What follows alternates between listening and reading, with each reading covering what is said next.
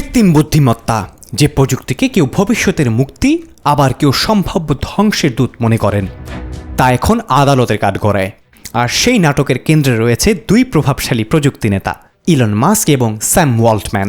তবে প্রশ্নটা শুধু ব্যবসা বা মালিকানার নয়, বরং আরও বড় প্রশ্ন হচ্ছে, মানবজাতির ভবিষ্যৎ নিয়ন্ত্রণ করবে কে?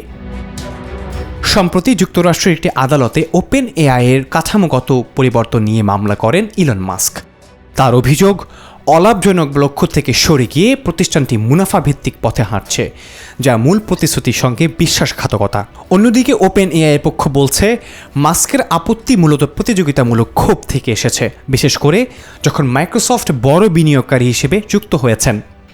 সম্প্রতি এমনই এক তথ্য উঠে এসেছে CNN এর প্রতিবেদনে। আদালতে ইলন মাস্ক প্রশ্ন তোলেন, আপনারা কি সত্যিই চান মাইক্রোসফট ডিজিটাল সুপার ইন্টেলিজেন্সকে নিয়ন্ত্রণ করুক? তবে সমালোচকরা বলছেন, মাস্ক নিজেও শুরুতে এই নিয়ন্ত্রণ নিজের হাতে রাখতে চেয়েছিলেন, ফলে বিতর্কটি দাঁড়িয়েছে এক অদ্ভুত জায়গায়। কর্পোরেট শক্তি বনাম ব্যক্তিগত প্রভাব, কোনটি বেশি নিরাপদ?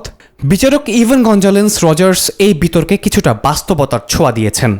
তিনি স্পষ্ট করে বলেন, এটি এআই এর ঝুঁকি নিয়ে বিচার নয়, বরং এটি ব্যবসায়িক বিরোধ।